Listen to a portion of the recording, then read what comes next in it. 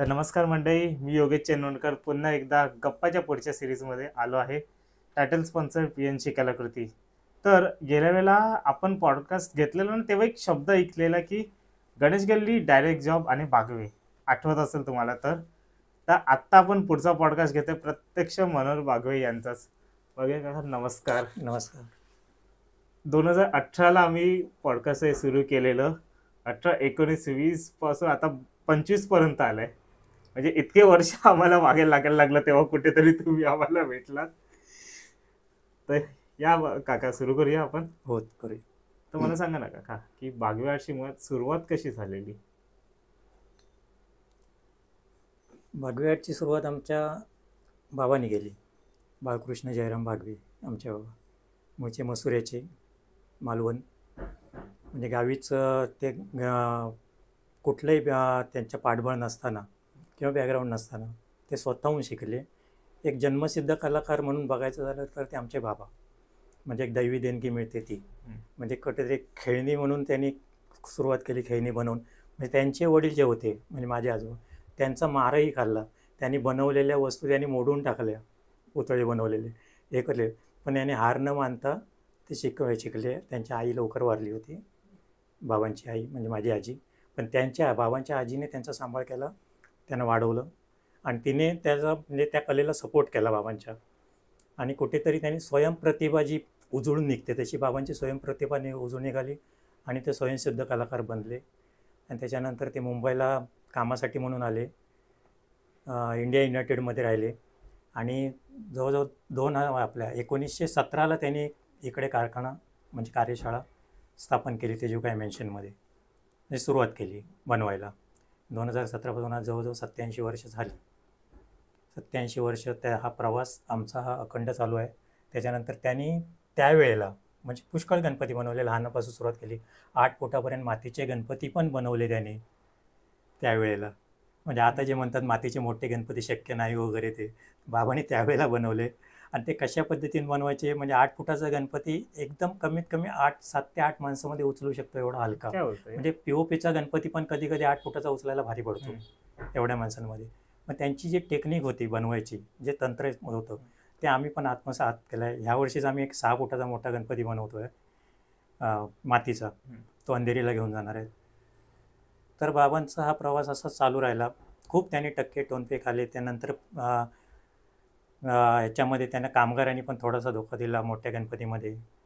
पुचकम म्हणजे घरची परिस्थिती, घरचा संसार व्यवसाय सांभाळताना, पुन्हा त्यांची भावंडं सांभाळताना, त्यांची लग्न करताना खूप असं होता त्यांचं म्हणजे इतकं केलं की त्यांनी मोठ्या गणपतीनंतर सोडून दिले.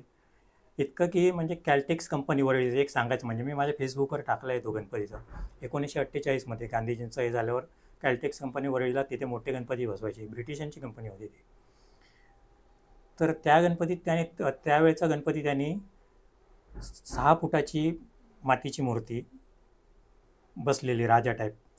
त्याच्या बाजूला गांधीजीचा पुतळा बघितला तर म्हणजे असं वाटणार नाही की तो पुतळा आहे म्हणून, एवढं सुंदर बनवलेलं आहे. आणि त्याच्या बाजूला भारतमाता उभी आणि तिचा चेहरा बघितला ना थोडासा प्रसन्न वाटेल, पण कुठेतरी तिचं दुःख होते की गांधीजीसारखा मनुष्य त्यावेळेला म्हणजे 1948 त्यांची हत्या झाली गांधीजींचं. तर त्यावेळेला तो त्यांनी गणपती बनवलेला. आणि ब्रिटिश, आता मी नाव पटकन आठवत नाही, मी टाकलं आहे माझ्या फेसबुकमध्ये. मला म्हणजे वडील सगळं सांगायचे मला. म्हणजे आमच्या तिन्ही भावंडांपेक्षा वडिलांचं जास्त माझ्याशी कनेक्शन होतं. तर त्यावेळेला त्यांना म्हणजे स्वतःहून त्या ब्रिटिश अधिकाऱ्यांनी त्यांना गोल्ड मेडल दिलं होतं. येणारे जाणारे त्या भारतमातेचं जी साडी रंगवली होती ना, त्या साडीला हात लावून बघायचे त्यावेळेला. का तर ती खरोखर साडी म्हणजे कपड्याची आहे का, इतकी त्यांची पेंटिंग चांगली होती. तर असे म्हणजे खूप म्हणजे त्याच्यानंतर सुभाषचंद्र बोस 2 घोड्याच्या रथामध्ये बसून तर स्वातंत्र्य आणलं. पण त्या सुभाषचंद्र बोसांची कोणाला आठवण नाही, पण त्यांनी त्यावेळेला असं गणपती बनवला होता. असे खूप गणपती त्यांनी त्यांच्या हातातून घडले. पण परिस्थितीमुळे, काही आंतरिक परिस्थिती म्हणा किंवा कोणाचा सपोर्ट नाही म्हणा, आणि तेवढी म्हणजे त्यावेळेला जुन्या लोकमताची माणसंही, तर असं त्यांना म्हणजे कुठेतरी पुढे पटकन जायचं असं हे म्हणजे वाव मिळेल किंवा हे होईल अशी विचारधारा पण कुठेतरी कमी पडली त्यांची म्हणावी लागेल. किंवा विचार होते पण पाठबळ मला ते थोडंसं राहिलं आणि घरच्या परिस्थितीमुळे मगाशी बोललो त्याप्रमाणे त्यांनी ते मागे पाऊल घेतलं आणि फक्त छोटे गणपती सुरू ठेवले. आम्हाला पण ते सांगायचे मोठ्या गणपतीमध्ये तुम्ही जाऊ नका, खूप तिकडे तुम्हाला म्हणजे धोके असतात, हे असतात सगळं. पण आणि वडील असेपर्यंत आम्ही जास्तीत जास्त एक मातीचेच गणपती 6 फुटापर्यंतच मातीचे गणपती बनवतो. बाकी आम्ही तसा हात घातला नव्हता. आणि आमच्या वडील म्हणजे आम्ही तिघे भाऊ, मोठे शशिकांत, मी मनोहर, धाकटे सदानंद, म्हणजे आम्ही एकूण 5 भावंड, 2 बहिणी 3 भाऊ. आणि तो वारसा वडिलांनी आम्हाला दिला. तर त्यांच्या हाताखाली आम्ही शिकलो. म्हणजे नंतर मग मी स्टुडिओमध्ये वगैरे पण गेलो, तर स्टुडिओमध्ये मला लोक विचारायची, तुम्ही JJला कुठल्या वर्षाला होतात किंवा तुमचं शिक्षण JJमधून झालं काय? सांगायची गोष्ट म्हणजे मी त्यांना उत्तर द्यायचो हसत खेळत, मी JJला नाही हो मला जायला मिळालं, पण मी विजय विद्यापीठात शिकलो. विजय विद्यापीठ कुठे आलं? मी म्हटलं बाळकृष्ण जयराम हे आमचं विद्यापीठ. बाबा हे म्हणजे एखाद्या विद्यापीठात जाऊन किंवा एखाद्या कुठेतरी असं जाऊन शिकण्यापेक्षा तिथे जे शिकवलं जातं त्यापेक्षा कितीतरी अधिक म्हणजे बारीक सारीक गोष्टी, म्हणजे वडील शिकले जास्त, म्हणजे त्यावेळेचे 7वी, पण असं बाहेरचं हे नसताना त्यांची मापं बिपं सगळं प्रोपोर्शन वगैरे, मग त्यावेळेला त्यांना कुठनं तसं माहिती असेल. बरोबर. तसं ते आम्हाला त्यांनी सगळं दाखवलं प्रत्यक्ष, कसं झालं पाहिजे, काय झालं पाहिजे, करता करता कसा आकार यायला पाहिजे. काय जण नुसती माती लावतात आणि नंतर का आकार करत बसतात, तसं नाही, डायरेक्ट बोटानेच कसं, म्हणजे जास्तीत जास्त हातानेच कसं झालं पाहिजे हे जे त्यांनी शिकवलं. त्यांचं एक सांगायचं म्हणजे ना, त्या काम करताना त्यांच्या हाताकडे मी बघत राहायचो. म्हणजे नृत्य करणारी जी बाई आपण म्हणतो, भरतनाट्यम म्हणा किंवा कुठे, म्हणजे एखाद्या सिनेमातलं पण एखाद्या नर्तिकेकडे आपण बघतो, तिचं नृत्य, अरे काय नृत्य करते, तसं ते हात नाचतो त्यांचा हात, म्हणजे मूर्त्या करतात त्या हाताकडे बघत राहायचं वाटायचं, कसा हात चालतो वगैरे. आणि त्या बघण्यातूनच आम्ही शिकत गेलो. आणि ते कधी कधी मग मनात यायचं, अरे तो हात मला मिळाला पाहिजे, तो हात मला मिळाला पाहिजे. एक वेळ तर मी मनस्वीला, माझ्या मुलीला पण बोललो की मला असं वाटायचं की म्हणजे त्यांचं, म्हणजे ॲक्च्युली मनात ही गोष्ट येऊ नये आणि सांगू पण नये, पण असं वाटायचं की त्यांचं देहावसन झालं आणि झालं तर त्यांचा हात जळला गेला नाही पाहिजे, तुम्ही हात आणून झोपून ठेवून चंदनाच्या पेटीत, असं मला वाटायचं. त्यांचे हात तसेच राहिले पाहिजे असं वाटतं. मला एकदम हे झालं ते, म्हणजे असं वाटायचं की तो हात राहिला, पण त्यांचा हात पाठीवरून जो फिरला ना, तो कुठेतरी अंगात झिरपला आमच्या तिघाही भावंडांच्या. आणि ती कला खरोखर म्हणजे बाबाने ती दिली कला आम्हाला, म्हणजे नुसतं देणं वेगळं आणि त्याच्या अंगात मुरवणं कला वेगळं. ती बाबाने आमच्या अंगात कला मुरवली, झिरपवली. आणि सहज कसं होते, म्हणजे सहज करायला घेतल्यावर तो आकार कसा घेतो गणपती किंवा कोणीही देव आपण होताना, ते बाबांकडनं आम्ही शिकलो. हा प्रवास खूप म्हणजे इतका स्वप्नमय प्रवास होता ना हा त्यावेळेचा, की त्या आठवलं ना की अंगावर अगदी शहारा अजून वर येतो. स्वभाव कसा होता मग बाबांचा स्वभाव इतका प्रेमळ होता ना, म्हणजे इतका प्रेमळ, म्हणजे सांगायचं म्हणजे रागवणं, म्हणजे माझ्यावर रागवले, मी मारही खाल्ला कामाच्या बाबतीत बाकीच्या 2 भावंडांपेक्षा मी, पण त्याचं चीज झालं. पण माणसं जोडून ठेवणे हा त्यांचा खूप स्वभाव होता. कारण आता 87 वर्ष झाली, एखाद्याला भाग्य मिळालं नसेल एवढं आम्हाला भाग्य मिळालं की 87 वर्षे त्यांच्या वेळची गिरायकं, म्हणजे त्यांच्या वेळच्या भावी गणपती नेते आणि अजूनही आमच्याकडून गणपती नेत आहेत. हे अभिमानाची गोष्ट आहे. म्हणजे इव्हन बाबांनीच शिकवलं असं नाही, आईसुद्धा आमच्याबरोबर मदत करायला यायची. कलरचं सगळं बनवणं आईचं असायचं, माती मळणं आईचं असायचं, कधी कधी साच्याही दाबून द्यायची. आणि तिची विशेष सांगायचं म्हणजे आम्ही कधी देवी बनवायला घेतली किंवा पार्वती बनवता गणपती, ती स्वतः बसायची, आई नऊवारी नेसायची, तर स्वतः बसून दाखवायची की फोल्ड कसे पडतात. म्हणजे हे शिकवणं किती, हे कोणाला हे भाग्य लागते, पण आमच्या नशिबाने आम्हाला आई बाबा इतके सुंदर मिळाले ना आम्हाला. म्हणजे बाबांची एक गोष्ट सांगायची म्हणजे बाबांविषयी असं म्हणायचं, बाबांच्या बोटातली अंगठी सांगायची कुठेतरी पडली, म्हणजे त्यावेळी आमची परिस्थिती नव्हती एवढी, म्हणजे गणपती करून सुद्धा, कारण त्यावेळेला किमती नव्हत्या. त्यांनी स्वतः सहितच्या 5 भावंडांची त्यांची लग्न वगैरे, घरचं सांभाळणं, गावचं सांभाळणं, आणि त्यावेळेला खरोखर माती मूर्तिकाराला म्हणावा तसा मान नव्हता, किंमत नव्हती आणि किंमत लोक देतही नव्हते. हे महत्त्वाचं आहे. त्यामुळे परिस्थिती जेमतेम. तर त्यावेळेला आईच्या अंगावर पण दागिने होते, बाबांच्या अंगावर दागिने. ते सांगायचे बाबांच्या बोटातली अंगठी सांगायचे कुठेतरी पडली, पण त्याचे मोल आता कळते आमच्या डोळ्यावर मुकुट झाली. त्याचे मोल आता कळते आमच्या डोळ्यावर मुकुट झाली. मग त्यांनी जे दिलं त्यावेळेला जे घालवलं, पण आमच्या डोक्यावर आज म्हणजे बागवेवाडचं जे नाव गाजते ते त्यांच्यामुळे गाजतंय. खरोखर एक मुकुट त्याने आमच्या सरताज जो म्हणतात तो त्यांच्यामुळे आम्हाला मिळाला. हे खूप म्हणजे भावंडांना, आम्हाला तिघाही भावंडांना जे मिळालेलं मोठं भाग्य आहे बाबांच्या बाबतीत. आणि त्याच्यानंतर आमचा हा प्रवास असाच चालू झाला. आणि म्हणजे विचारते तुम्ही कसे शिकलात, काय शिकलात? म्हटलं मी बाबांबरोबर लहानपणापासून शिकलो. म्हणजे जवळजवळ म्हटलं तरी मातीतच जन्मलो असं म्हटलं तरी चालेल. त्यावेळेला मातीचा जन्म असतो होता तसं.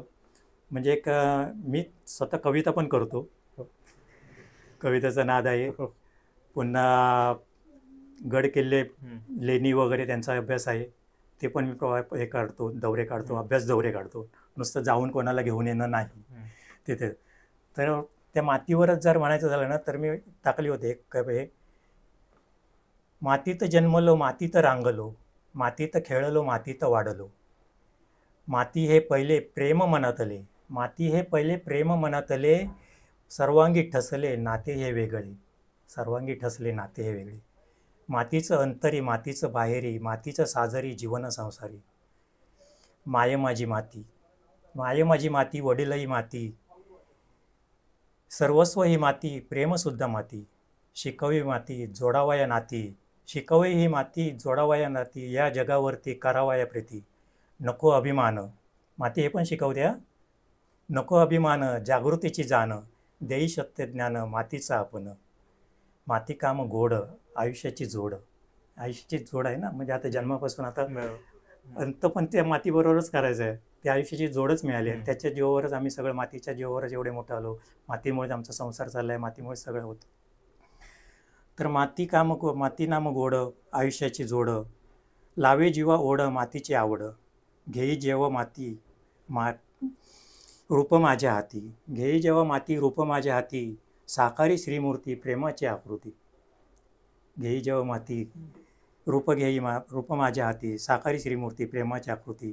एकच मागणे एकच सांगणे, माती प्रेम तुझे उदे व्हावया न देणे. माती प्रेम तुझे उदे व्हावया न देणे. मग हे मातीचं म्हणजे मातीत आम्ही जन्मलो, मातीत हे झालं. आणि असाच प्रवास चालू झाला. आणि हळूहळू आम्ही सार्वजनिक म्हणजे बाबांचं 1985मध्ये हे झाले, एक्सपायर्ड झाले आमचे बाबा, त्यांचं देहावसान झालं. आणि त्याच्यानंतर 5 वर्षाने आम्ही मातीकाम म्हणजे मोठे गणपती बनवायला सुरुवात केली. त्याआधी बनवले तरी किती 5-6 फुटापर्यंतच बनवलं. आणि तो पहिला बनवला आम्ही लालबागचा राजा 1990 साली. पहिलाच म्हणजे एकदम 7 फूट 8 फूट 9 फूट असं न करता एकदम 12 फुटाचा लालबागचा राजा त्यावेळेला आम्ही बनवलं. पण डायरेक्टली म्हणजे आधी याच्या आधी कुठली मूर्तीच नाही बनवली. मग त्यांचं म्हणजे बनवले त्या 6-6 म्हणजे 5-6 फुटापर्यंत बस. मग त्यावेळेला मग तुम्हीच तिथे गेलेलात म्हणजे मंडळामध्ये की ती लोक तिथे आले? नाही, ॲक्च्युली काय झालं होतं, 1983मध्ये त्यांचा सुवर्ण महोत्सव झाला होता, 50 वर्ष झाली होती. तर त्यावेळेला त्यांनी सगळ्या मूर्तिकारांचे म्हणजे पूर्वीपासून जे अगदी भिसळे वगैरे पूर्वी मूर्तिकार झाले, मधुसूदन कांबळे वगैरे त्यांचे कांबळेचे वडील, तेव्हापासूनच्या मूर्त्यांचे प्लॉट ठेवले होते. तर आम्हाला त्यावेळेचे जुने प्लॉट आमच्याकडे सांगितले होते 1983 साली. आणि बाकीचे थोडे कांबळेंनी बनवले होते, कांबळेंचे मनोहर चव्हाणांचे बनवले होते. पण आणि ते प्लॉट नंतर विक्रीला काढले. पण आमचे प्लॉट इतके सुंदर झाले गणेशाच्या कृपेने सगळ्या आणि बाबांच्या याने. बाबा तेव्हा होते बाबा, आणि ते सगळे ताबडतोब विकले गेले. आणि त्यावेळेपासून कुठेतरी म्हणजे वाटायचं की असे आपण मोठे गणपती बनवायला पाहिजे. म्हणजे तोच असा नाही नेमका, मोठ्या गणपतीत आपण पण हात घालायला पाहिजे आपल्याला एवढं. आणि काय माहिती कसं 1990 साली म्हणजे ध्यानीमनी नसताना रात्री 1:30-2च्या मानाने आमचा दरवाजा वाजला त्यावेळेला. दरवाजा उघडून बघितलं तर लालबागच्या राजाची माणसं होती सगळी, त्यावेळेचे भोसले वगैरे. त्यांनी फक्त एकच प्रश्न विचारला की आमची मूर्ती जर तुम्हाला बनवायला सांगितली तर बनवाल काय?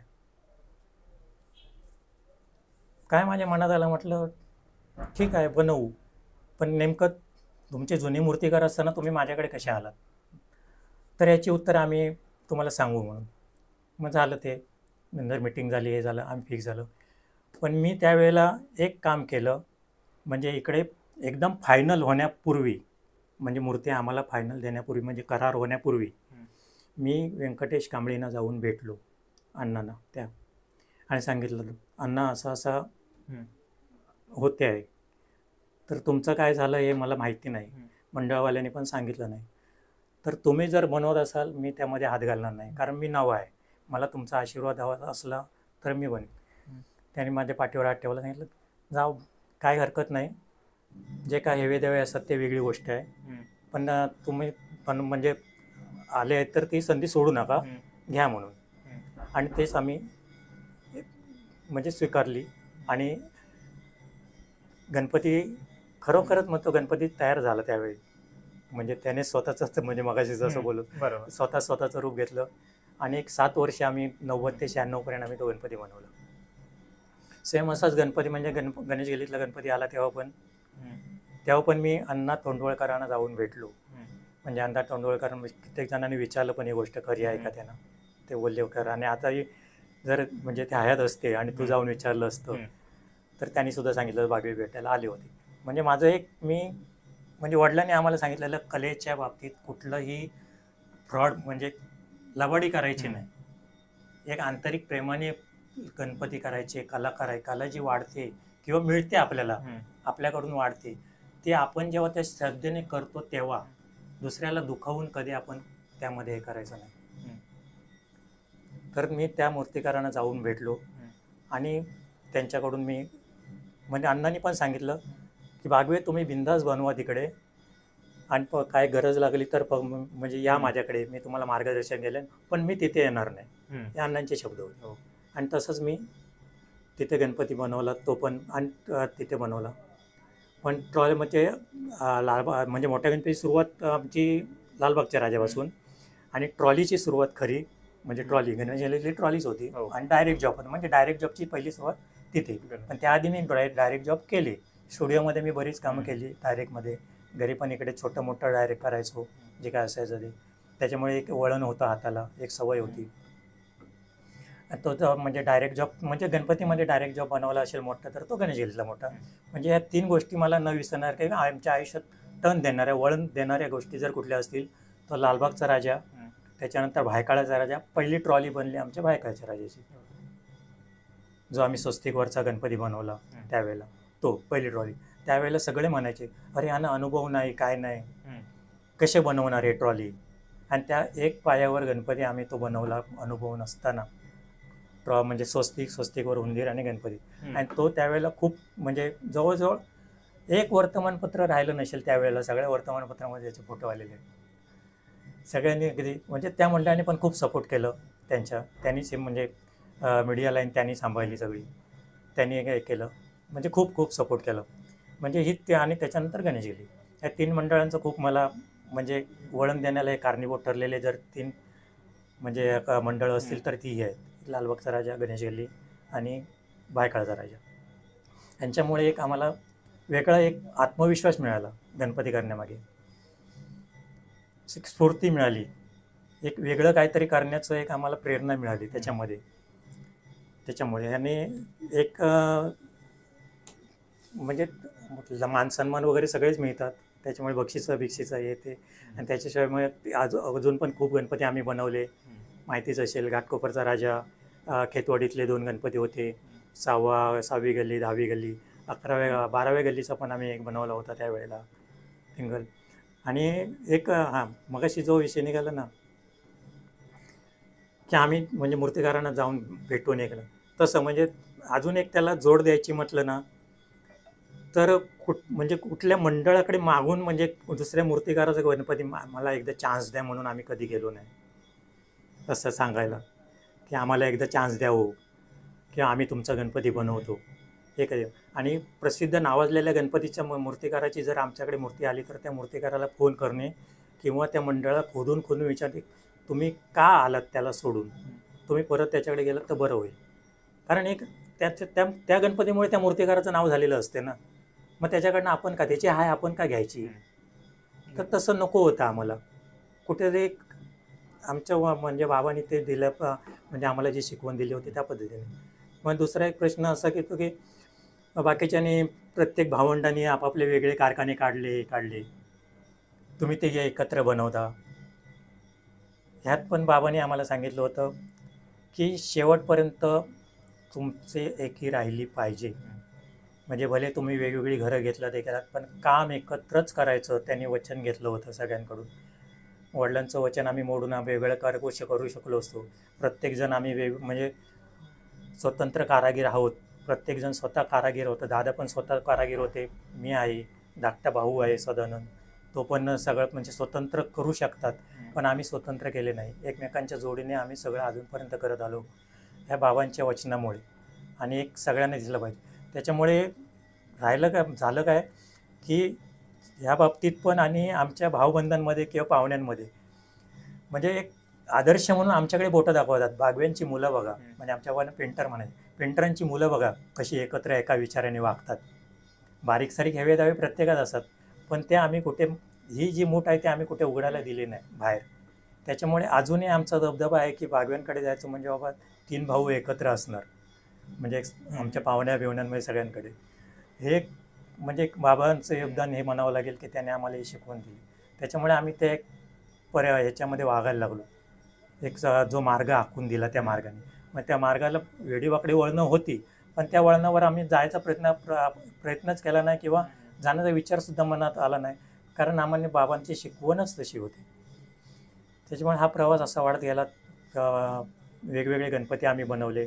मग घाटकोपरचा राजा, 6वी गल्ली, 10वी गल्ली, 12वी गल्लीचा पण बनवला. डोंगरीचा राजा प्रसिद्ध झाला चांगला, तो पण बनवला. असे छोटे मोतीबागमधला 21 तोंडाचा गणपती त्यावेळेला गाजला होता, तो पण 21 तोंडाचा. म्हणजे अशी मूर्ती म्हणजे मी जरी बनवायला तर परत गेलो तरी त्याची मूर्ती होईल की नाही शक्य वाटत नाही, इतकी सुंदर ती मूर्ती बनली होती. तर अशी अनेक मंडळांचे गणपती बनवले, छोटी मोठी मंडळं येते, म्हणजे बरेच जॉब झाले त्या बाबतीत. आणि 2010 साली म्हणजे जेव्हा मुंबईचा राजा सुरू झालं म्हणजे द्यायचं, आणि आमचं भाग्य म्हणजे किंवा गणपतीचा आशीर्वाद म्हणूया की आम्ही बनवलेल्या गणपतीला, म्हणजे त्यात मंडळाचं योगदान आहेच, पण आम्ही बनवलेलं म्हणजे आमच्या हातून ती मूर्ती घडली म्हणून एक आम्हाला अभिमान आहे की त्या मूर्तीला पहिलंच ज्यावर ती सुरू झालं तर पहिलाच मान मुंबईचा राजा म्हणून गणेश गल्लीला मिळाला, गणेश गल्लीच्या मूर्तीला. तर ते एक आमचं भाग्य आहे की त्या मूर्तीला गणेश गल्लीचा राजा हे नाव मिळालं, मुंबईचा राजा हे मिळालं. त्याच्यानंतर 2013 साली डोंगरीच्या राजाला मिळालं. आणि 2016 साली एक सांगायची गोष्ट म्हणजे 2016 हे आमच्या आयुष्यात अत्युच्च आनंदाचा क्षण म्हणावं लागेल. त्यावेळेला ऑस्ट्रेलियाचा राजाची मूर्ती आमच्याकडे आली. कशी आली, काय आली हे म्हणजे वेल प्लॅनिंग वगैरे असं काहीच नव्हतं. ते अचानक शोधत आले.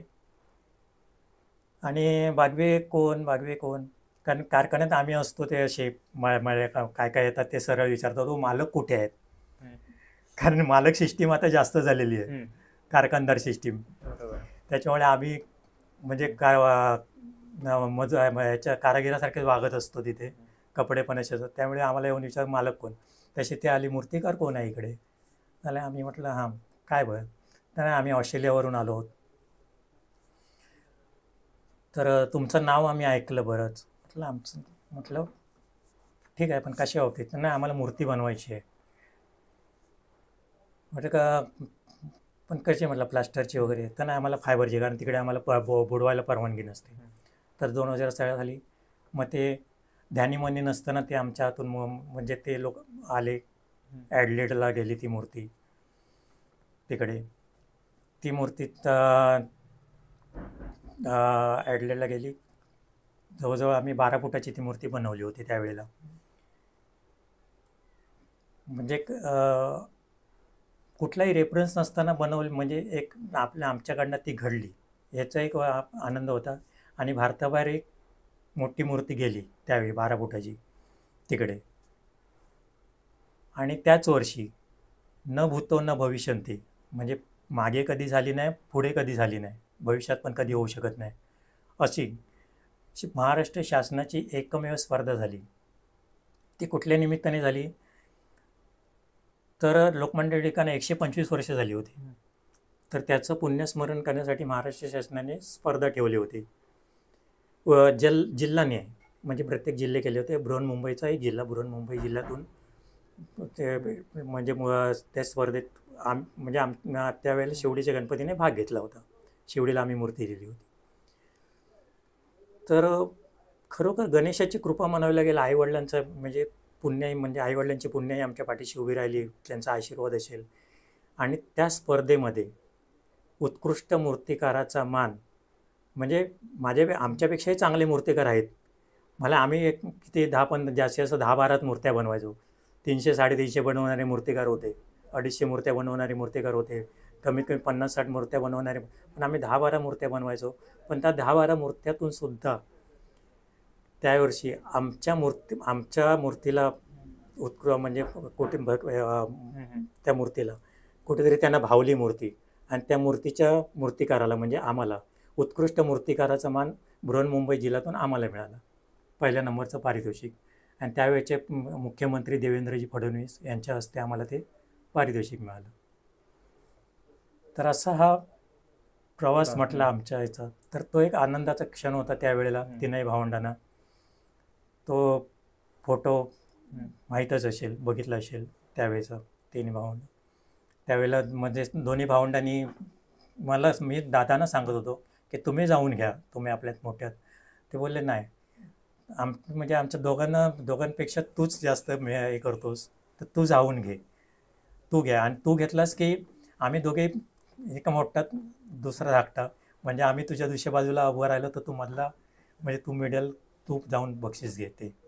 आणि ते बक्षीस मी त्यावेळेला त्यांच्या घेतलं.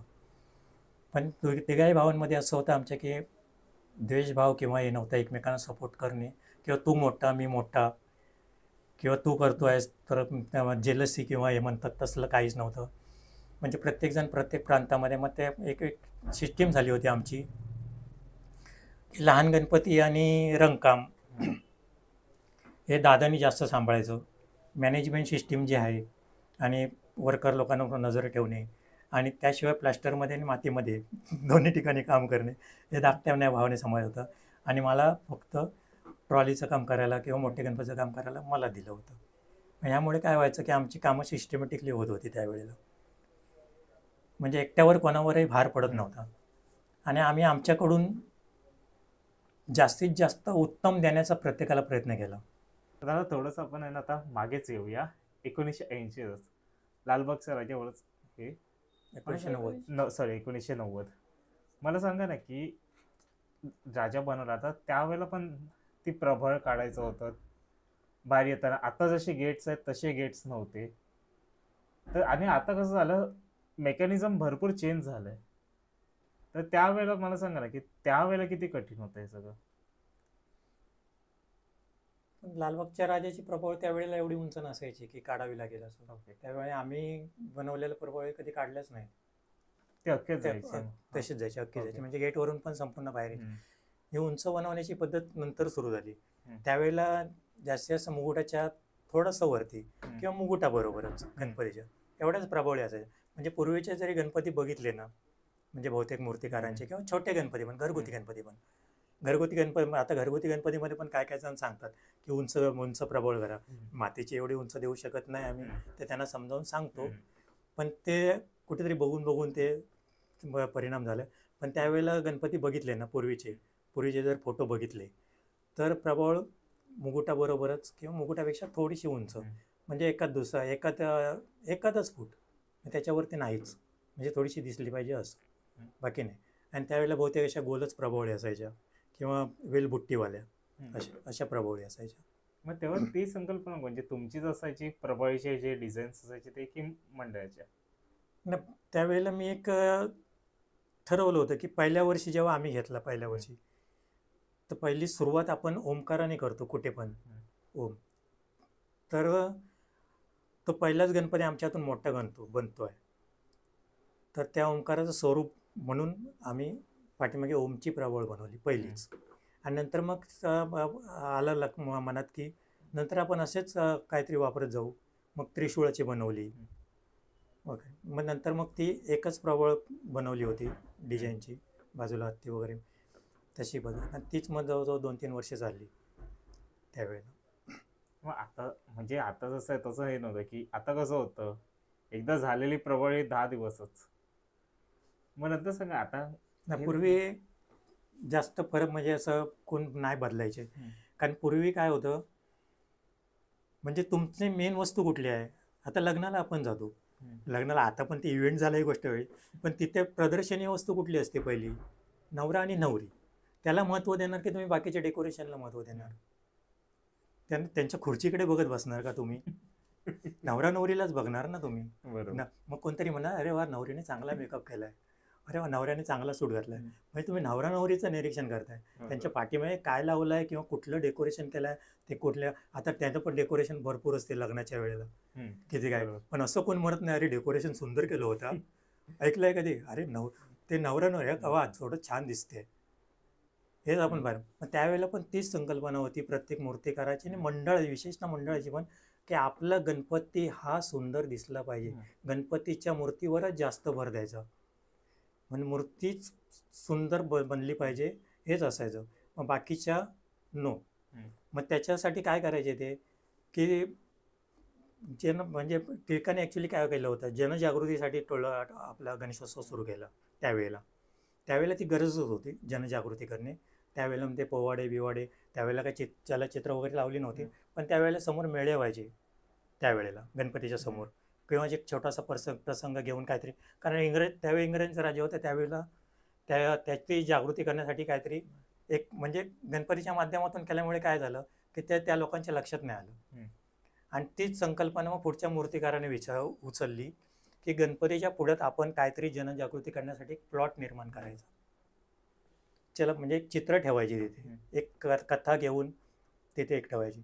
मग त्यामध्ये लालबागचे प्रसिद्ध कुठले होते, रंगारी बदक चाळ, लालबाग मार्केट, लालबागचा राजा आणि गणेश गल्ली, हे 3 प्रसिद्ध गणपती. त्यांच्या पुढे चांगल्या चांगल्या कथांचे प्लॉट उभे राहिले. म्हणजे जो 5-6 चित्र.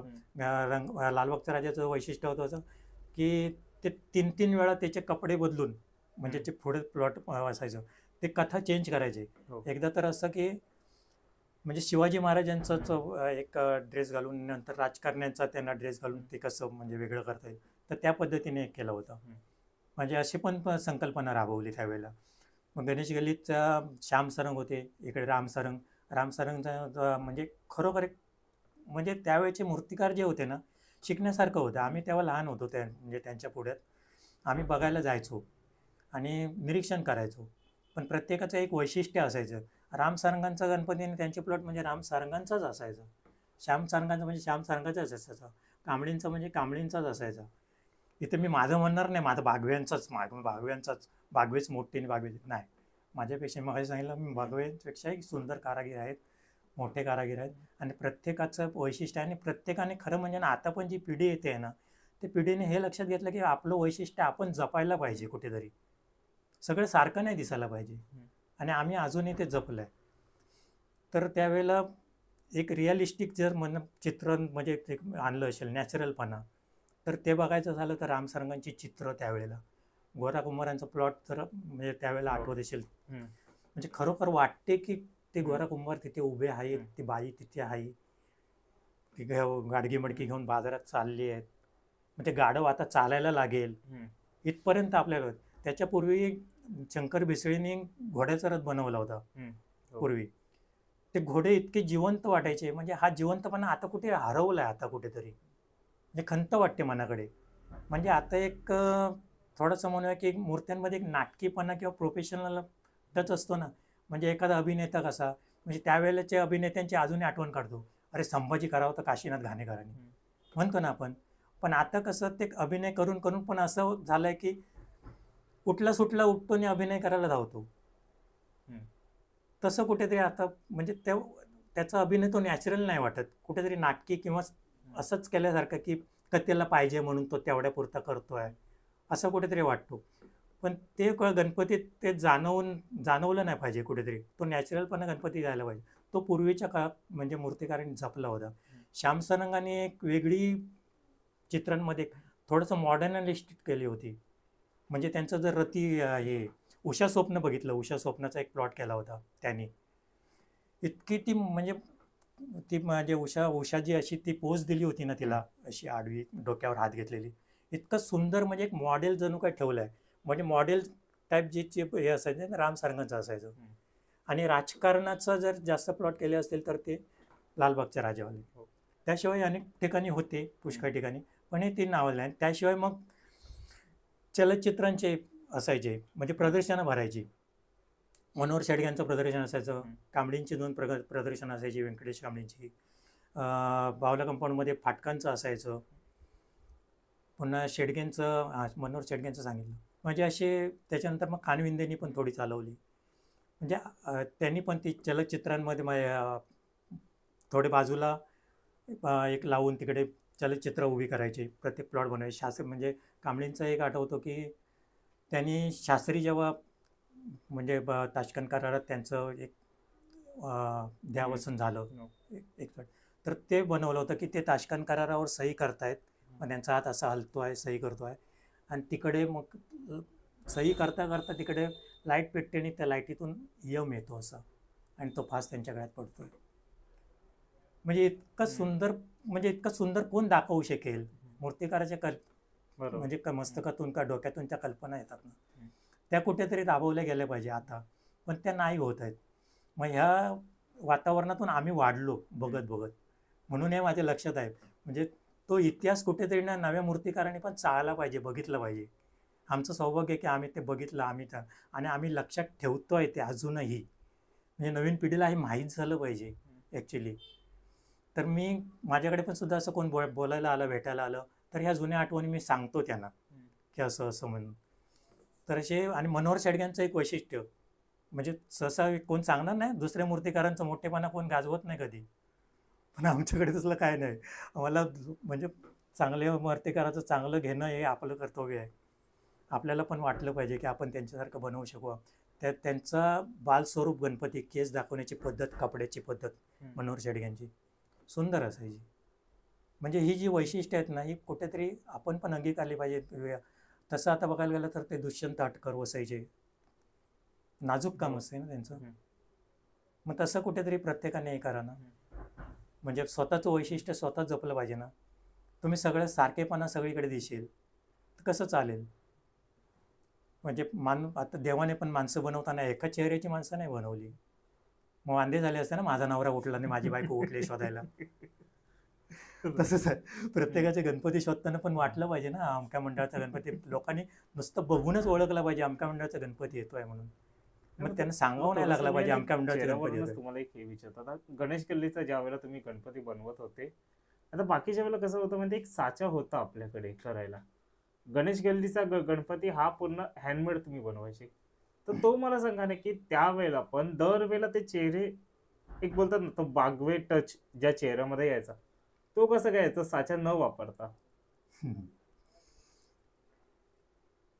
नेमकं असं म्हणजे काय सांगायचं असं म्हणजे की नेमकं ते की कसं व्हायचं आणि काय व्हायचं. म्हणजे मी एक ह्याच्यामध्ये टाकलं होतं की गणपती समजायला खरं म्हणजे ना खूप कठीण गोष्ट आहे. म्हणजे जेवढी वाटते सोपी पण ती कळायला पण तेवढीच कठीण आहे. तर मी एक पोस्ट टाकली होती की आंतरिक प्रेम आणि त्याची येणारी अनुभूती ह्याचं जेव्हा मूर्तिकाराच्या डोक्यात आंतरिक प्रेम आणि त्याची येणारी अनुभूती ह्याचा त्या मूर्तिकाराच्या डोक्यात जेव्हा मिलाप होतो त्यावेळेला त्याचे विचारचक्र चालू होऊन जे हातातून घडते ना किंवा तो आकार घेतो, त्यावेळेला ते मूर्तिकाराला वाटते की हे का माझ्या हातून घडलं की त्याने करवून घेतलं. आता मला यांचा अभ्यास असल्यामुळे एक सांगतो, वेरूळची लेणी माहिती आहेत हो. सर्वजण सगळ्यांनी म्हणजे माहितीच असतात. वेरूळची लेणी ही संपूर्ण दगडातून कोरून काढलेली लेणी आहे. म्हणजे वरून खाली तो अखंड दगड तेवढाच देवळाच्या आकाराचा कसा ओळखला असेल त्यावेळेला प्रश्न पडतो ना. अजूनही आजही टेक्नॉलॉजी एवढा दगड घेतला तर एवढ्या दगडामध्ये आतमध्ये किती रेषा आहेत आणि किती आहे तो फोडायला गेल्यावर कसा फुटेल अजूनही आपण सांगू शकत नाही. मग त्यावेळेस त्या लोकांनी कसं की ह्यामध्ये एकही चिर नाही आहे, म्हणजे एकही ठिसूळ भाग नाही आहे, ते संपूर्ण दगडातून ते कोरून येईल. जवळजवळ 150 वर्ष काम चाललं होतं. त्याच्यानंतरही चाललं होतं. 7 पिढ्या तिथे काम करत होते. आणि ते पूर्ण झाल्यावर त्या कलाकाराचं एक ताम्रपट मिळाला, बडोदे मिळाला. त्या ताम्रपट्टावर आहे तिथे.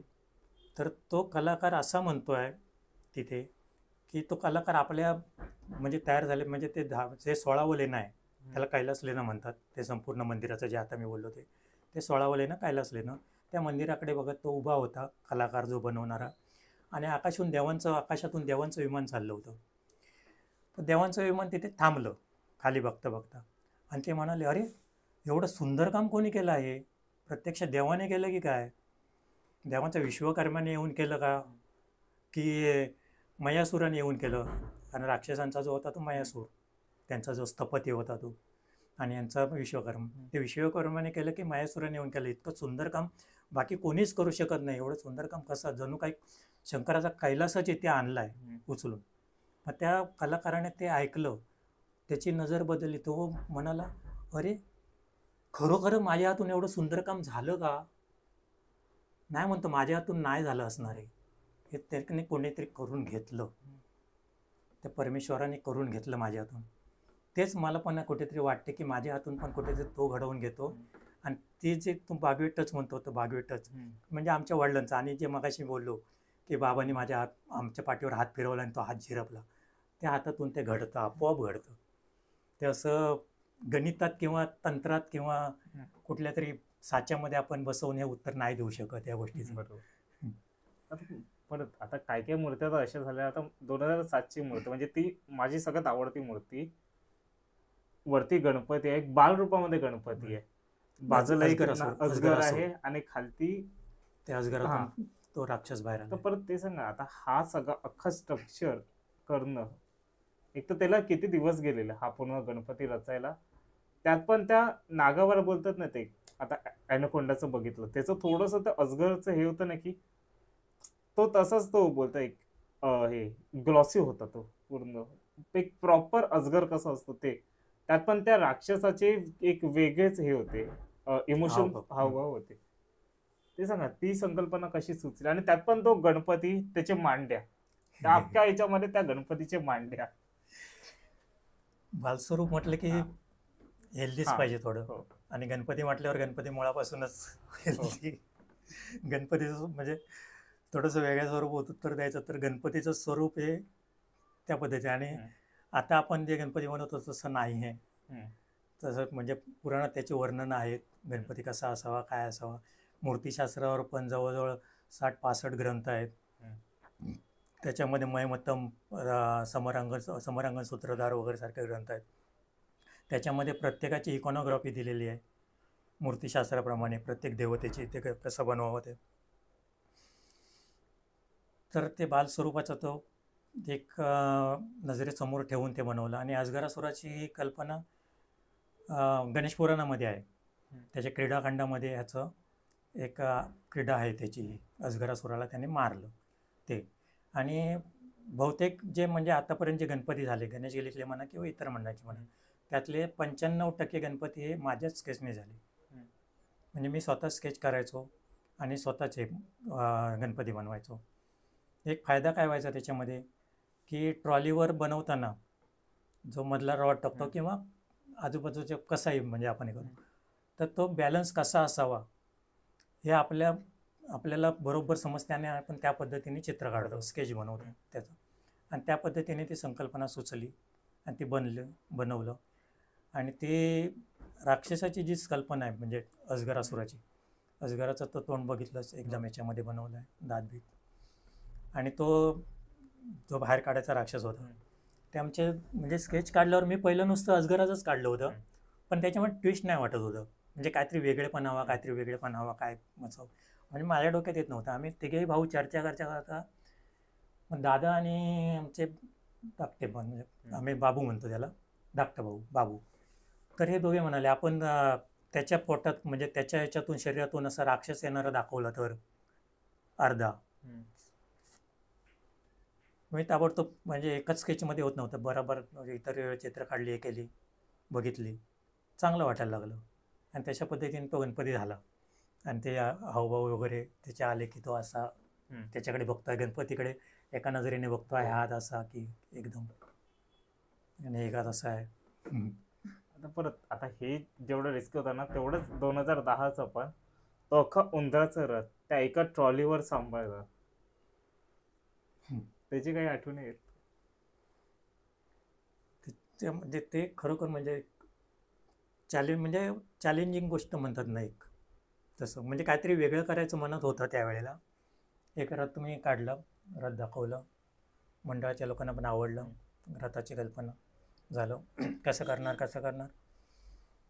मग एक ठरलं की मी म्हणजे कल्पना लढवली की गणपती नेहमी बाकीचे जे रथ बनवतात, घोड्याचा म्हणा, उंदराचा म्हणा, मोराचा म्हणा, बदकाचा म्हणा, कसला आहे ते जमिनीवरून चालताना दाखवतात. सरफेस एकच असतो गणपती वगैरे, किंवा थोडासा वर खाली असं दिसला पाहिजे म्हणून.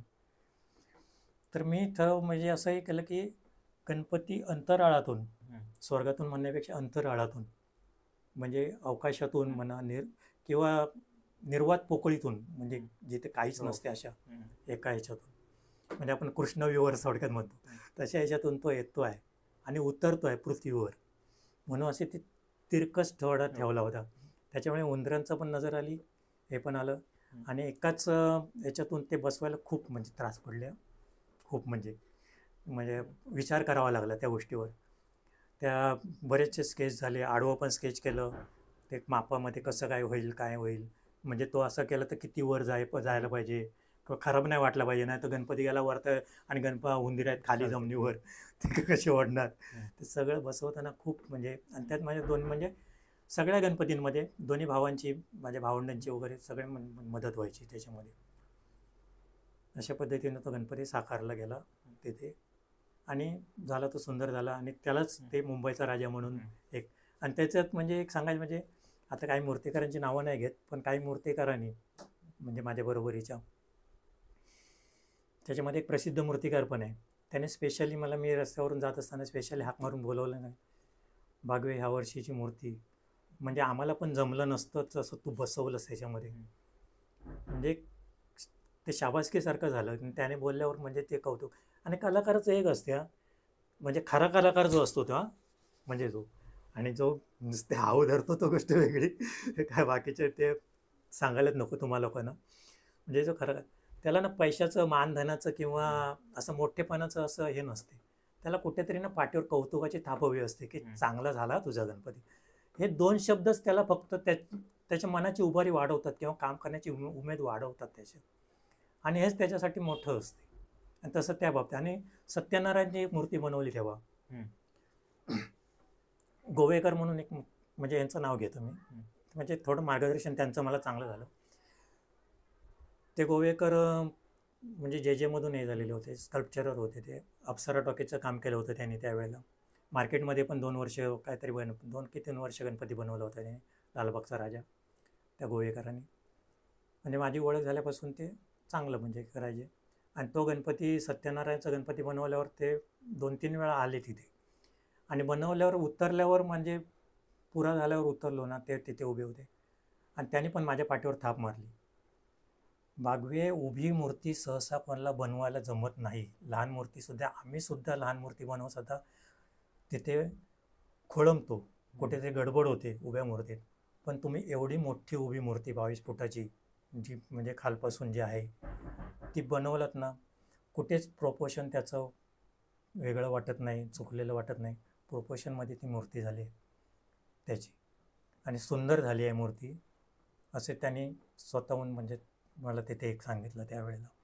म्हणजे तेच म्हणजे बरं वाटतं असं, म्हणजे कुठल्या तरी बरोबर. कलाकाराने आपलं कौतुक केलं ना दुसऱ्या कलाकाराचं, आम्ही पण करतो, म्हणजे चांगलं झालं तर चांगलंच म्हणतो एखाद्याला, पण त्याने विचारलं चुका बी का आम्ही सहसा सांगत नाही, आणि तो पण एक कलाकारच आहे, त्याने त्याच्या कलेने त्यांनी त्या मूर्ती बनवली आहे. शेवटी त्याच्या चुका त्याला समजतात, माझ्या चुका मला समजतात. मी काय परिपूर्ण कलाकार नाही आहे. कलाकार हा शेवटपर्यंत शिकतच असतो. तरी आणि त्यांनी ते शिकतच राहावं खरं म्हणजे. आणि आणि उगाच उणी काढून कोणाला तरी दुखावणं हे करणं नको ते. तर थोडंसं पुढे येऊया आपण. खेतवाडीची तुम्ही ते 6वी गल्लीचे बोललेलात. त्यातली मला एक मूर्ती आठवतेच आहे, ती म्हणजे बोटीवर केलेली ती. त्या मूर्तीचा माझा पण एक किस्सा मी तुम्हाला माझा सांगतो. त्यावेळेला ना ती लोकं अनंत चतुर्दशीच्याच दिवशी रात्री विसर्जनाला यायची. ती मूर्ती एंट्री केली, ते कसं होतं माहिती आहे, एक जनसागर होता. त्या जनसागरमधून ती मूर्ती अख्खी अशी जाते. वा. आणि आता माझं सांगतो, मी आणि आई एक गणपती होता, जसं पाठ करूनच होता गणपती. नॉर्मली आपले असे जातात, पण तो पाठ करून होता. मी आणि आई इथे होतो. तो गणपती आम्ही पळालो. हा गणपती इथे, आम्ही इथे, तो गणपती इथे, आणि तो मागचा गणपती कोलॅप्स झाला. म्हणजे अगदी एवढं बोलतो की तो गणपती आला नसता तर त्या गणपती खालती मी आणि आई होतो. तर पण आता त्यावेळेला मग ते थोडं धावपळ झाली. पण अगेन पुढच्या वर्षी आम्ही गेलो त्याच मंडळामध्ये, पण त्याचं पण थोडंसं तो आहे ना गणेश गल्ली सारखाच झालेला, असं कमरेवर हात ठेवून. बट अगेन दोघांमध्ये पोच सेम असते तरी दोघांचे एक्सप्रेशन्स हे खूप वेगवेगळे होते. त्याच्यानंतर कालांतराने ती पोपटा वर्षी आठवते. मी त्याच्यावरच विचारणार होतो की हात असा, त्याच्यावर तो पोपट, त्यात पण तो पोपट हलतोय, तर ती कधी भीती नाही वाटली का की तो हात हे होईल, डॅमेज होईल? नाही वाटली तशी. पोपट म्हणजे मुळात वरचा पोपट तो ह्याचा बनवला होता मी, फायबरचा बनवला होता त्यावेळेला. खाली होता तो प्लास्टरचा बनवला होता. तरी पण म्हणजे जे स्ट्रक्चर आहे, आमच्याबरोबर आमचा वेल्डर आमचा एक असतो, बरेच वर्ष आमच्याबरोबरच काम करतो. म्हणजे एक लिंक जुळते म्हणतात ना, मनं जुळतात. म्हणजे तो इतका म्हणजे परफेक्ट हे करतो, आणि तो स्वतः खात्री देतो. म्हणजे आमच्यापेक्षा पण त्याला खात्री असते की माझा पाईप हा बरोबर तसाच राहील, काहीच हलणार नाही आणि काहीच येत नाही. आणि त्याने खात्री, म्हणजे त्याच्या विश्वासावर मग आमचा विश्वास इतका द्विगुण होतो. आम्हाला विश्वास असतोच, कारण आम्ही अभ्यास करूनच. आणि ह्यामध्ये धाकटा भाऊ म्हणजे सदानंद, तो जरा ह्यामध्ये बिल्डिंग तो स्वतः पण करतो, आणि असं आतमधलं स्ट्रक्चर वगैरे उभारणं वगैरे त्याचं बारीक लक्ष असतो. आणि त्याशिवाय दादा आले तरी दादा पण मग ते सांगायचे की जरा बघा तिकडे सांभाळून, म्हणजे ते पुढे आपलं नाव खराब नाही झालं पाहिजे. म्हणजे बागवे आर्ट हा एक ब्रँड आहे, तो ब्रँडचा जो त्याचा एक हे नाही झालं पाहिजे, तो ब्रँड टिकला पाहिजे शेवटपर्यंत. तर ते बघा, ते लक्षात ठेवा.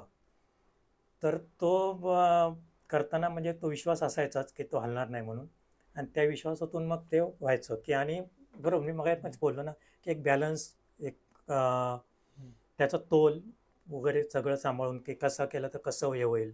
रस्त्यावर जाताना खड्डे असतात, त्या खड्ड्यामध्ये एखादा चाक पटकन गेला, हाचका बसतो, त्या हाचक्याबरोबर काय ना, ह्याचा विचार करून आम्ही ते पुढचं हे करायचो. म्हणजे त्याचं उभारणी जी करायचो गणपतीची, ती त्या पद्धतीने करायचो. आणि त्याच्यामुळे कुठे मजबूती कशी द्यायची तर ते बरोबर करायचो. बायचान्स काहीतरी घटना घडल्या असतील नाही असं नाही, कारण शेवटी प्लास्टर आहे, ते कुठेतरी हलते बिलते, एखादं बारीक चिरबीर गेला असेल, काय झालं असेल, ती गोष्ट आला पण तुटणं बिटणं असलं नव्हतं की एकदम हे होईल म्हणून. अजूनपर्यंत मग तुम्ही सगळ्यात अशी रिस्की कुठली मूर्ती केली की ही केली म्हणजे बोलतात नाही का, आत्मसमाधान पण तुम्हाला झालं की हा ही केली? तसं सांगायचं ना तर प्रत्येक मूर्ती कलाकाराच्या हातून जाते ना, म्हणजे ती लहान असो मोठी असो, म्हणजे लहान 1 फुटापासून भरली तरी 22 फुटापर्यंत 25 फुटापर्यंत केवढी, ती प्रत्येक कलाकार ती मूर्ती लहान मोठी आहे हे बघत नाही, त्या मूर्तीत आपला जीव ओतत असतो. ती प्रत्येक मूर्ती त्याला चॅलेंजच वाटत असते. त्याच्यामुळे नेमकं ही मूर्ती चांगली नाही, काय गिरायकं आली की विचारतात ना, ओ त्याची मूर्ती तुम्ही चांगली बनवली, माझ्या मूर्तीला हे नाही केलं.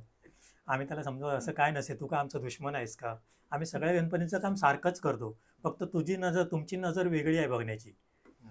तुम्ही घरी न्या, तिला स्थानावर स्थापन करा, तीच मूर्ती तुम्हाला किती आवडेल ती बघा. आणि ते गिऱ्हाईक सांगतात पण घरी गेल्यावर आमचं एक वेगळं तेज असते आमच्या मूर्तीला, म्हणजे वाटते. आणि बाबांच्या वेळेचं पण तसं सांगायचं ना, तर त्यावेळेला बाबांना प्रत्यक्ष म्हणजे बाबांना पण स्वतःला अनुभव आले, पण प्रत्यक्ष गिऱ्हाईक पण येऊन सांगायची, मूर्तीच्या आम्हाला पापण्या हलताना दिसतात, मूर्तीची सोंड हलताना दिसते, आम्ही बघत राहिलो की. म्हणजे आपणही कुठेतरी श्रद्धेने बनवलं ना त्याचं, म्हणजे गणपतीचा आकार दिला, तर ती श्रद्धा कुठेतरी त्या मूर्तीत उतरते, त्या श्रद्धेचा भाव. एक पूर्वीची लोक सांगायची की कलाकाराचं म्हणजे कलाकाराचा चेहरा, शरीराचे ठेवण किंवा त्याचं काय असेल ते कुठेतरी कलाकाराचं त्या मूर्तीमध्ये उतरत असते. मग एखादी माणसाची मूर्ती बनवली, लेडीची, अरे नाक तुझ्यासारखं दिसते आहे असं कोणतरी म्हणतो, अरे ओठ तुझ्यासारखे वाटत आहे, डोळे तुझ्यासारखे असं कोणतरी. तसं इथे आपलं काय नाही उतरलं पाहिजे, आपलं श्रद्धा त्याच्यात, आपला भावना जी आहे ती भक्ती ती त्याच्यात उतरली पाहिजे, तर समोरच्याला कुठेतरी त्याच्यात देव दिसेल समोरच्याला. म्हणजे बाबा, परत बाबांकडेच येतोय कारण त्यांचं खूप म्हणजे माझ्यावर प्रभाव आहे.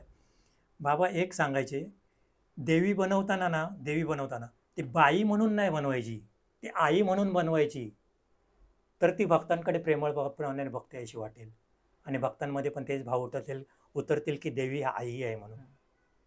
हे महत्त्वाचं आहे. आपण स्त्री म्हणून बनवली, बाई म्हणून बनवली, तर काही देवींकडे बघताना आपल्याला जास्त वेळ आपण बघू शकत नाही. जेवढे एक ठीक आहे, पाया पडून येतो आपण, मंदिरातल्या मूर्त्या पण अशा असतात काय ठिकाणी. काय ठिकाणी देवीच्या मूर्तीसमोर, मंदिरातल्या मूर्त्यांसमोर उभं राहिलं की, एखाद्या मूर्तीसमोर उभं राहिलं की आपलं घृणा वाटते किंवा वाईट विचार येतात. एखाद्या मूर्तीसमोर उभं राहिलं की भक्तिभावाने व्यवहार असं वाटते. तिची एखाद्या राक्षसाची मूर्ती वगैरे असेल किंवा कुठले गजासुर संहार वगैरे किंवा अंधकासूर संहार वगैरे मूर्ती, अंधकासूर वधाच्या मूर्ती वगैरे लेण्यांमध्ये त्या मूर्ती, की आपल्याला पण वाटते आपण पण कुठेतरी मारावं कोणलं तरी. मग ते भाव निर्माण करणं समोरच्या बघणाऱ्याच्या मनात, हे मूर्तिकाराचं खरं कौशल्य आहे ना. ते मूर्तिकाराचं कुठेतरी त्याच्यात उतरलं पाहिजे, ते चॅलेंज म्हणून त्याने केलं पाहिजे. त्याच्यामुळे नेमकी एक मूर्ती नेमकी सांगायची की चॅलेंज म्हणूनही केली, तरी पण सांगायचं तर ती मगाशी पोपटाची सांगितली, ती गणेश गल्लीतली आपला रथाची मूर्ती, ते एक चॅलेंजच होतं ते मूर्ती. आणि डोंगरीचा राजा जो 13मध्ये झाला, अशा काही ठराविक झाल्या तर त्या खरं म्हणजे आमच्या बागेवाटमध्ये त्या आवडत्या मूर्त्या आहेत, की आपण परत अशा बनवू शकू की नाही हे पण शक्यता म्हणजे वाटत नाही अशी, पण त्याच्यापेक्षाही चांगलं घडेल. मी थोडंसं तेच आता बोललो होतो पुढे, की आता हे सगळं ते वैभव संपन्न झाले की एवढे मंडळ होते, कालांतराने बोलतात ना हळूहळू ते सगळेच गेले. आता मग ते घरगुती पूर्णच राहिलं. पण तुम्हाला परत नाही वाटत आहे का की परत ते मंडळांची मूर्त्या सुरू करायला? आता म्हणजे 2 वर्ष म्हणजे आहेत मूर्त्या. आता 10 फुटाची मूर्ती याला पाठवली दिल्लीला, मोठी फायबरची. 2 5-6 फुटाच्या आहेत, 8 फुटाची आहे. गेल्या वर्षी पण 2-3 म्हणजे 4-1 मूर्त्या बनवल्या. पण एकदा मोठ्या मूर्तीला म्हटलं आम्ही 2 वर्ष विश्रांती घेऊ. त्याला कारण काय झालं असेल माहिती आहे, म्हणजे मोठी मूर्ती वाटते बनवावं असं खूप. आणि ह्यावर्षी बऱ्याच मूर्ती म्हणजे मंडळाने विचारलं, म्हणजे जवळजवळ नाही म्हणायला एक 18-20 तरी फोन आले की बागवे साहेब आमची मूर्ती बनवाल का. फार काय झालं, या 5 दिवसापूर्वीच आमचंच एक आहे, त्याने काका 22 म्हणजे तुझ्यासारखाच ओळखीचं आहे, त्याने आमचं नाव सुचवलं की काका बनवतील.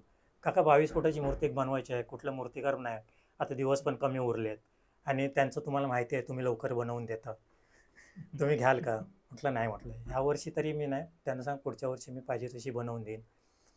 पण ह्याला म्हणजे कारणीभूत असं झालं की थोडंसं म्हणजे मूर्तिकार एकमेकांना सपोर्ट करत राहिले पाहिजे खरं म्हणजे एकमेकांना.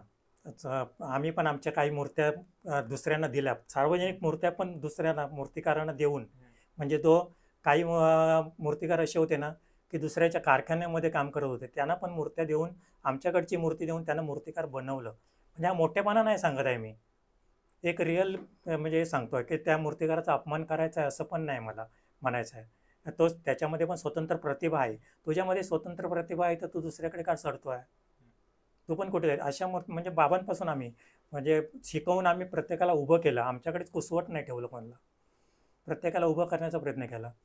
तर तसं प्रत्येक मूर्तिकाराने दुसऱ्या मूर्तिकाराला सपोर्ट केला पाहिजे. असंच मग बघायला गेलं ना तर आम्ही आता जवळजवळ 35 एक वर्ष तिथे सद्गुरू सदनच्या मैदानात गणपती बनवत होतो. बरोबर. काय असते, जागेची एक लीग आपली जुळलेली असते. कुठेतरी वाटते की ती जागा सोडून आपण पटकन कुठेतरी गेलो आपण सेट नाही होऊ शकणार. आपण एखादं घर सोडून आपल्या दुसऱ्या घरात गेलो तरी कुठे येऊन कशाला 2 दिवस पाहुण्यांकडे गेलो तरी आपलं तिथे पटकन हे होत नाही. राहतो आपण ते करतो पण तिथे नाही आपलं मन रमत. म्हणजे आपली त्या जागेशी कुठेतरी आता 35 वर्ष आम्ही त्या जागेवर गणपती बनवतोय आणि तिथे एखादा मूर्तिकार येतो आणि सांगतो ही जागा मला पाहिजे आणि पैसे वाढवतो आणि ती जागा घेतो. कुठेतरी धक्का बसतो ना मनाला. ही गोष्ट नाही घडली पाहिजे ना. इथे तर माझ्याचं मूर्तिकार जगले पाहिजे. एखादी संघटना बसते आणि त्या संघटनेचा अध्यक्ष या मूर्तिकाराला बाजूला घेऊन बसतोय आणि मूर्तिकार जगले पाहिजे. महापालिकेच्या ऑफिसमध्ये सांगायचं मूर्तिकार जगले पाहिजे म्हणजे एखाद्या मूर्तिकाराला मारून तुम्ही दुसऱ्या मूर्तिकाराला जगावं का जगा? हा मेन प्रश्न आहे ना. तर ते असं नाही कुठेतरी झालं पाहिजे. खंत वाटते या गोष्टीची. आणि त्या मूर्तिकाराला आम्ही फोन पण केले, फोन उचलले गेले नाही. पुन्हा निरोप पाठवले, निरोपाचं काय नाही. बरं तो मूर्तिकार अगोदर असं म्हणायचं काकांशिवाय मी काहीच बोलणार नाही, काहीच करणार नाही आणि काय दुसरे हे नाही करणार. मग अशा वेळेला सीझरची गोष्ट आठवते. Julius Caesar. जुलियस सीझर म्हणजे तिकडे राजा होता रोमचा आणि त्याला जेव्हा सगळीकडे राज्य जिंकली केली आणि तो प्रसिद्ध झाला चांगला. पण ती प्रसिद्धी काही जणांना खूपच नसतं म्हणजे आनंद वाटत नसतो ना त्याच्यात. जेलसी असते ना कुठेतरी. दुसऱ्यांना पण कुठेतरी त्याची जागा घ्यायची असते ना. मग तो सीझरला त्याचाच जिवलग मित्र मारतो त्याला आणि जुलियस सीझर बघतो की बाकीच्याने मारलं तिला काय वाटत नाही पण जिवलग मित्र जेव्हा मारतो तेव्हा तो त्याचे उद्गार प्रसिद्ध आहे त्यावेळेचे. Brutus you to. अरे तू सुद्धा म्हणजे एक मूर्तिकार दुसऱ्या मूर्तिकाराला खतम करायला उठला. मग ती नाळ तुटली ना कुठेतरी मन हे झालं.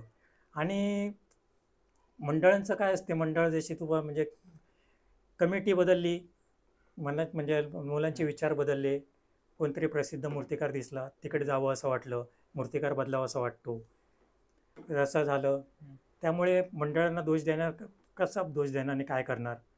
पण आम्ही आमच्याकडून प्रत्येक मंडळाला चांगलं देण्याचाच प्रयत्न करा. भागविराटने प्रत्येक मंडळाला चांगलं देण्याचाच प्रयत्न केला आणि चांगलंच दिलं. नुसता प्रयत्न नाही केला, चांगलंच दिलं. दाखवावं त्याने की भागविराट तुमच्या म्हणजे ह्या मूर्तीमुळे आम्ही तुम्हाला सोडलं असं. तसं नाही होणार म्हणजे ह्याच्यामुळे सोडलं म्हणून सांगायला. मग काही गोष्टी झाल्या असतील, काही गोष्टी असतील त्यांच्या मनात असतील, माझ्या मनात असतील. पण शेवटी काय असते, ते त्यांच्या जागेवर बरोबर आहेत, आम्ही आमच्या जागेवर बरोबर आहेत. त्याच्यामुळे ह्या गोष्टीवर जास्त आपण बोलणं किंवा काय करणं म्हणजे थोडंसं नको म्हणजे हा विषय. आणि अधिक होणं जर काही कोणाला बोललो असेल ह्या बाबतीत तर मी त्याविषयी दिलगिरी व्यक्त करतो. कोणी मनाला लावून घेऊ नये. आणि ही तात्पुरती विश्रांती आहे आमची. नव्या जोम्यानं आम्ही परत उभे राहणार आहोत. उमेद आहे, चांगल्या संकल्पना आहेत. आणि काही मंडळ म्हणजे जी गेली त्यांच्यासाठी चांगल्या संकल्पना होत्या, त्या जर झाल्या असत्या त्या म्हणजे आमचंही नाव झालं असतं, त्या मंडळाचं नाव झालं असतं. खूप चांगल्या चांगल्या संकल्पना होत्या. आतासुद्धा जर एखाद्या मंडळाचा सुवर्ण महोत्सव असेल, 100री असेल, हिरक महोत्सव असेल, काय असेल, तरीसुद्धा त्या ह्याच्यासाठी जे 1-2 म्हणजे माझ्याकडे जे 4-5 संकल्पना अशा आहेत ना की ते मंडळ नुसत्या मुंबईतच नव्हे तर जगभरात तो गणपती गाजेल एवढी गॅरंटी मी देऊ शकतो. आणि ते स्वागत आहे असं कोणी आलं तर. आणि जे ह्यावर्षी जी 28 मंडळ मी फोन केले तर त्यांच्यासाठी सॉरी की ह्यावर्षी आम्ही नाही घेऊ शकलो, पण पुढच्या वर्षी तुमचं स्वागत आहे. या तुमच्या पहिल्याच हाकेला आम्ही ओ देणार. एवढं सांगतो. आता आपण लास्ट मी एक सेगमेंट घेतो. याच्यामध्ये कसं माहिती, मी तुम्हाला एका ना मूर्तिकारांची नावं सांगेन. त्या मूर्तिकारांकडून काय शिकण्यासारखं आहे ना ते सांगा, किंवा तुम्ही त्या मूर्तिकारांकडून काय शिकाल. मोहन शेडगे. मोहन शेडगेंचं ड्रॉइंग खूप चांगलं होतं. ड्रॉइंग म्हणजे त्यांचं चेहरा बिरा म्हणजे वेगळी ठेवण होती त्यांच्याला. चिंचोकीचे 2 गणपती यांनी बनवले होते. एक पार्वती स्नानकर त्यांनी शंकर ते गणपतीचं, आणि एक रथ बनवला होता मला वाटते. तर ते ठीक आहे म्हणजे पण त्यांचं म्हणजे गणपती म्हणजे असं गणपतीला नावं नाही ठेवत. मी मगाशी पण सांगितलं, कुठल्याही कलाकाराच्या कलेला मला नाव ठेवायचं नाही. पण गणपतीपेक्षा मला त्यांचे स्केच खूप आवडायचे, मोहन शेडकेंचे. आणि मनोहर शेडके वेगळ्या, मी मगाशी सांगितले ते रंगारी आपल्या प्रोग्रेसिव्हच्या मागचं मैदान कुठलं ते काय म्हणतात, प्रोग्रेसिव्हच्या मागे जे मैदान, बावला कंपाऊंड आहे, प्रोग्रेसिव्ह बिल्डिंग आहे त्याच्या आतमधलं, तिथे बनवायचे ते त्यांचं. शंकरराव भिसे. शंकरराव भिसेंचा एक प्राणी आणि मूर्तींमध्ये नाजूकपणा जो ठेवण सुंदर असायची. राम सारंगांचा जिवंतपणा, श्याम सारंगचं ते मॉडर्नलिस्टिक, आणि त्यांनी एक वेगळ्या गणपतीचं हे आणलं होतं. ॲक्च्युली थोडंसं जे मास्तर वेलिंग मास्तरांचं जे म्हणतात त्याच्या आधी ते प्रयत्न सारंगांनी केले. त्यांचा एक बसलेला गणपती आहे सारंगांचा, आता माझ्याकडे फोटो नाही त्याचा, पण आहे, घरी आहे फोटो. तर सुंदर फोटो आहे, सुंदर गणपती तो, म्हणजे टिटवा टाईप बसलेली मूर्ती आहे अशी सुंदर. म्हणजे त्यांचं एक मॉडर्नलिस्टिक, त्यांचं एक म्हणजे वेगळंपणे जर बघायचं झालं तर ते सारंग. दीनानाथ वेलिंग यांनी एक सांगायचं तर गणपतीमध्ये क्रांती निर्माण केली त्यांनी. गणपतीचं जे म्हणजे जे स्वरूप म्हणतो ना ते त्याने आणलं गणपतीमध्ये. म्हणजे पूर्वी कसे मानसिक गणपती असायचे, थोडेसे म्हणजे उंच वगैरे असे थोडे, म्हणजे केले बऱ्याच जणांनी, कांदळकर वगैरे, आता श्यामसारंग त्यांनी पण म्हणजे पुन्हा रामसारंग म्हणजे एक मोठ्या बोटाचा गणपती बनवला वगैरे, म्हणजे जाडजूड गणपती याच्या म्हणजे गणपती. पण यांनी एक वेगळा पद्धत आणली त्यांनी, आणि एक ट्रेंड निर्माण झाला त्याचा. शेवटचं काशीनाथ माटवकरांचं खरोखर म्हणजे त्यांनी गणपती नाही सोडायला पाहिजे होते असं वाटते. रंगकाम वगैरे सुंदर म्हणजे. आणि एक थोडंसं ॲड म्हणजे ह्यामध्ये पुरी फॅमिली आमची, म्हणजे नुसते आम्हीच नव्हे, मगाशी नुसता आईचा उल्लेख केला, पण आमच्या पण म्हणजे ज्या मिसेस आमच्या, म्हणजे माझी भाऊची, म्हणजे मोठ्या दादांची पण त्या असताना, आणि माझ्या मुली, त्यांच्याबद्दल तर सांगायलाच नको, सगळ्यांना माहितीच आहे. म्हणजे सगळंच, म्हणजे मोठी मुलगी पण तेव्हा करायची, आता संसारात अडकली थोडी, पण ती रंगकामाला संपूर्ण असते. आणि धाकटी मुलगी इतर मनस्वी इथंच आता संपूर्ण गणपतीचं काम करते. आणि लहानपणापासून म्हणजे वयाच्या 5व्या-6व्या वर्षापासून माझ्याबरोबर नुसते जमिनीवरचेच गणपती नव्हे, पण ट्रॉलीचे गणपती, म्हणजे 5व्या वर्षापासून ते 4.5-5 वर्ष असले पण ट्रॉलीच्या गणपतीवर चढते आणि माझ्याबरोबर येथे काम करायचे. लोक घाबरायचे, विचारायची, अरे हो एवढ्या लहान मुलीला कुठे घेऊन चढताय आणि काय करताय. पण सांभाळणारा तोच होता. आणि तसे अनुभव आले वरती काम करताना. कधी एखादी म्हणजे काम करताना आम्ही इकडे पण काम ट्रॉलीवर जाऊन काम करायचं, आणि कधी म्हणजे त्यावेळी जागरण पण खूप व्हायची, आता त्या मनाने कमी झाली. 10 नाईट, 15 नाईट, महिना जागेवर झोप काढायची. वरती पण कधी ते ट्रॉलीवर एखादी डुलकी लागायची, असं वाटलं पडलं, पण वाटायचं का कोणीतरी धरलं आहे आपल्याला, येतं तसं म्हणजे वाटायचं. तसंच मग ती मुली ही पण चढायची, काम करायची तिथे माझ्याबरोबर, काकाबरोबर. तिच्या जास्त दादा काकांबरोबर जास्त लगाव होता तिचा. दादा काकांनी तिला खूप शिकवलं, तिच्या आवडते होते तिचे दादा काका. आता बाबू पण म्हणजे तिने आमच्या याच्या भावंडांखाली ती शिकली. आमच्या बहिणी पण, मोठी बहीण आमची ती पण एक्सपर्ट होती. सोनेरी इतकी सुंदर घालायची आणि इतकी जलद घालायची आमची मोठी बहीण. म्हणजे तो गणपती आता ठेवलास सोनेरी घालायला, आणि तो पुरा झाला आणि गणपती म्हणजे तू दुसरा गणपती दुसऱ्याला कोणाला तरी द्यायला गेला म्हणजे पाठ व्हायली, ताबडतोब हाक असायची, हा गणपती उचल. इतकं फास्ट सोनं घालणारं तिच्याशिवाय मी कोण नाही बघितलं. त्याच्यानंतर माझी धाकटी बहीण अमिता, ती पण कलरकाम तर सुंदरच करते ती पण. म्हणजे आमचं अख्खं ते एक बापटांचा एक प्रोग्राम होता, कुटुंब रंगलंय काव्यात, माहिती असेल. तसं आमच्या बाबतीत म्हणायचं झालं तर कुटुंब रंगलंय मातीत गणपती कामात. पुढच्या वर्षी आम्ही तुमच्या पोरींचाही पॉडकास्ट घेऊ अशी अपेक्षा. धन्यवाद. आणि तुम्ही आता बोलवलात आम्हाला, आम्ही कधीपासून बोलवत होतो.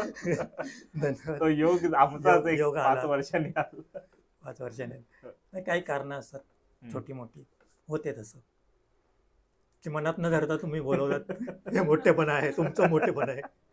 ठीक आहे, धन्यवाद तुम्ही आलात त्याबद्दल. हो. इतकं बोलून मीही आपली रजा घेतो. जय हिंद, जय महाराष्ट्र.